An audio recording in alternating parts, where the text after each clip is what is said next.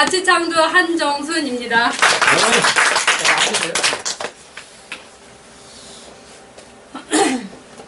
저는 워낙에 가방끈도 짧고요. 공부를 못했어요. 그래서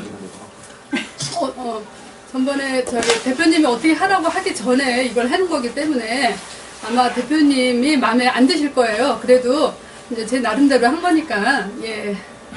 그래서 이제 의도 목적은 이렇게 봤거든요. 어른이 되면서, 그러니까 솔직히 표현하지 못하여 무감동의 상태로 흘려보낸 무감각해진 소중한 감정들을 회복하라고 그러더라고요, 이분은. 그래서 한 번뿐인 인생을 행복하게 살아가길 바라는 마음에서 이렇게 썼다고 생각되고요. 그리고 프롤로그를 이렇게 나눠봤는데요. 이성은 감각들의 증거를 날조하도록 만드는 원인이다라고. 감각들의 생성, 소멸, 변화를 보여줄 때 그것들은 결국 거짓말을 하지 않는다라고 프리드리히 니체가 이렇게 얘기를 했다고 해요. 그래서 이제 프롤로그가 이렇게 세 단계로 이렇게 나눠졌더라고요. 그러니까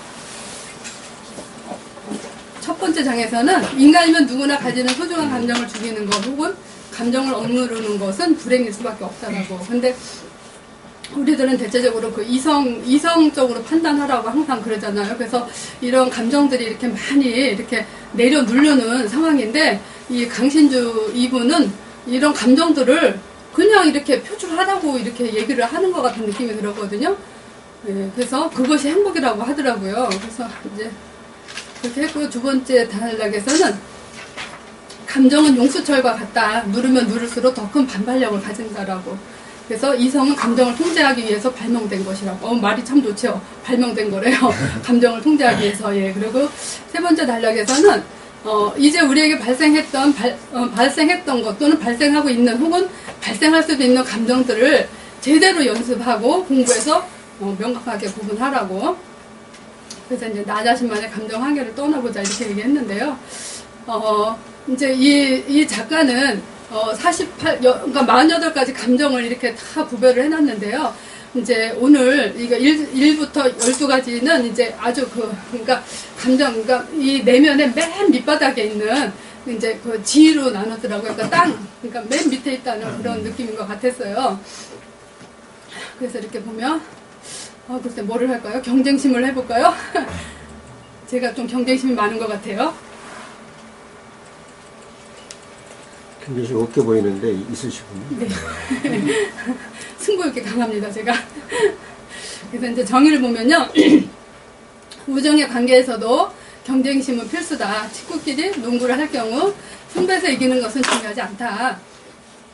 그래서 상대방에게 인정받으려 하는 욕망이 이제 더 크다고 하는 거예요. 그러니까 승부에서 이기고 지고 그거보다는 인정받으려, 상대방한테 너 잘했어라고 인정받고 싶은 그런 욕망이 있기 때문에 그렇게 죽을 돈 살도 이기려고 한다는 거예요. 그래서 경쟁심이란 타인이 어떤 사물에 대해 욕망을 가진다고 우리가 생각할 때 우리 내면에 생기는 동일한 사물에 대한 욕망이다라고. 조금 말이 어려울 수도 있는데, 예, 이렇게 했고요. 그래서 이제 이 경쟁심에 대한 그러니까 그 정의를 잘 내리기 위해서 이분이 이제 어떤 소설을 예를 들었어요. 이제 토니 모리슨이라는 분이 쓴 술라라는 그 내용이 나왔어요. 이제 그거를 잠깐 보면요. 소꿉친구 술라와 넬 두 흑인 여성들이 그 넬의 남편 한 남자를 갖다 둘이 서로 이렇게 경쟁하는 사이인 거예요. 그래서 근데 그 남편이 죽어요. 그래서 주두가 이제 떠나고 이제 죽는 게 아니고 남편이 이제 멀리 떠나요. 두 여자들 사이에서 멀리 떠나는데 그 친구 흑인 친구가 그 한 명이 죽어요. 술라도 이제 병에 걸려 죽게 되자 그 나중에 이제 술라를 사랑했다는 것을 깨닫게 된다라고. 그러니까 이제 여기서는 그 한 남자를 놓고 둘이서 서로 이렇게 좋아하는 그걸 갖다 이제 경쟁심이라고 이렇게 얘기를 해놨던 것 같고요.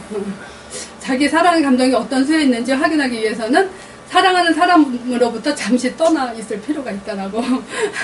그래서 누구를 얼마나 내가 저 사람을 사랑하는데 그 사람은 나를 사랑하지 않는 것 같다라고 생각할 때는 멀리 떠나서 이렇게 있을 필요가 있다라는 얘기를 하더라고요.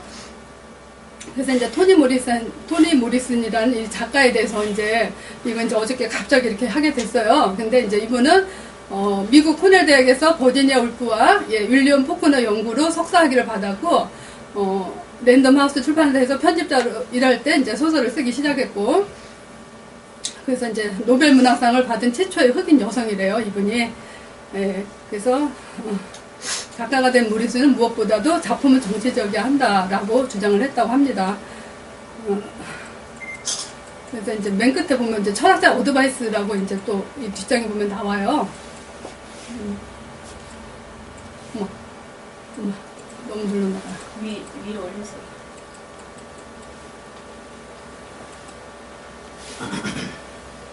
그래서 이 강신주 이분이 쓰신 거예요.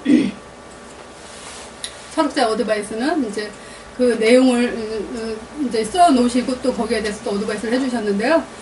기쁨을 주는 사람과 헤어졌을 때 슬픔이 너무 크다면 아무리 우정이라고 우겨도 그건 사랑이다라고 아주 정의를 정확히 내렸죠. 반면 슬픔이 생각보다 적다면 표면적으로는 사랑의 관계를 할지라도 그것은 우정에 불과하더라고. 그래서 결국 우정과 사랑은 질적인 차이가 있는 것이 아니라 양적인 차이 혹은 정도상의 차이만 있는 감정이라고 할 수 있다. 그래서 우정이든 사랑이든 경쟁심은 반드시 개입되기 마련이다. 우정이나 사랑의 감정에 빠지면 우리는 상대방이 욕망하는 것을 나도 욕망하는 과정을 꼭 겪을 수밖에 없으니까 라고 이렇게 정의를 내려주셨고요. 그리고 하나 더 해요. 지금 경쟁심 했고요. 그 다음에 야심하면서 야심. 야심이요? 야심. 뭐세요? 탐욕. 야식이구나. 난 야식인 줄 알았네. 바상. 약점이야? 바상 모서리.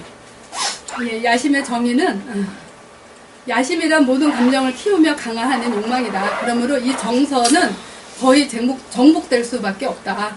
왜냐하면 인간이 어떤 욕망에 묶여있는 동안에는 필연적으로 야심에 동시에 묶이기 때문이다라고. 조금 말이 어려워요.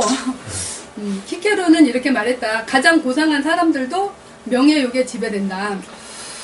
그렇죠. 명예를 위해서 막 하잖아요. 네.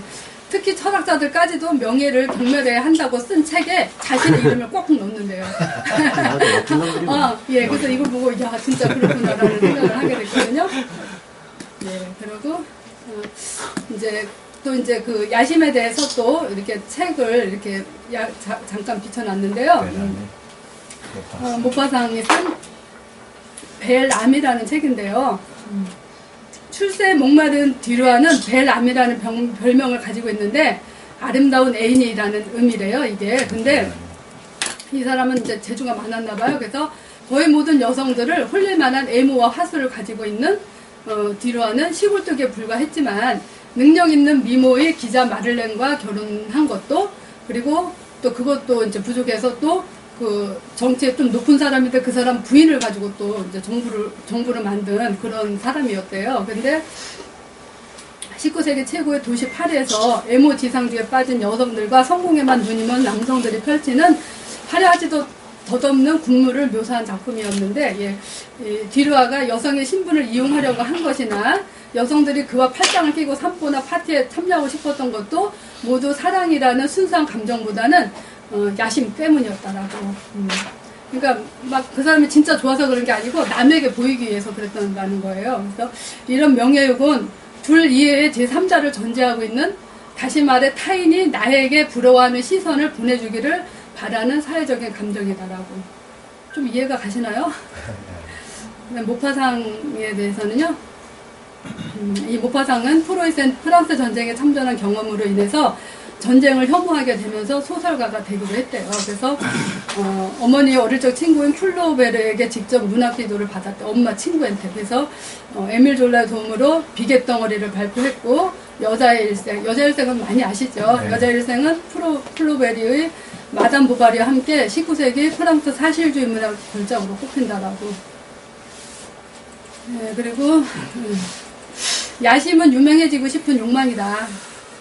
맞잖아요. 다들 야심 있죠. 나를 제대로 인정해준 사람이 나만큼 훌륭한 사람이어야만 한다는 논리가 심리적으로 작동하는 것이다. 그래서 야심이 강한 사람은 너무나 취약한 영혼이라고 할 수 있다. 야심이 커질수록 우리 삶을 풍성하게 만들어주는 감정들이 모조리 고사될 수 있다. 그러니까 야심이 적당히 있어야지 이게 너무 키우게 되면 진짜 이제 냉정하게 판단을 못하고 거기에 이제 휩쓸리게 되죠. 그래서 야심은 적절히 통제를 해야만 한다.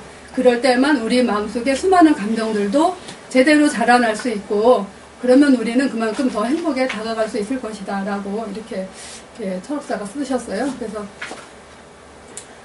그래서 두 개 이걸로 마치겠습니다. 감사합니다. 네, 감사합니다.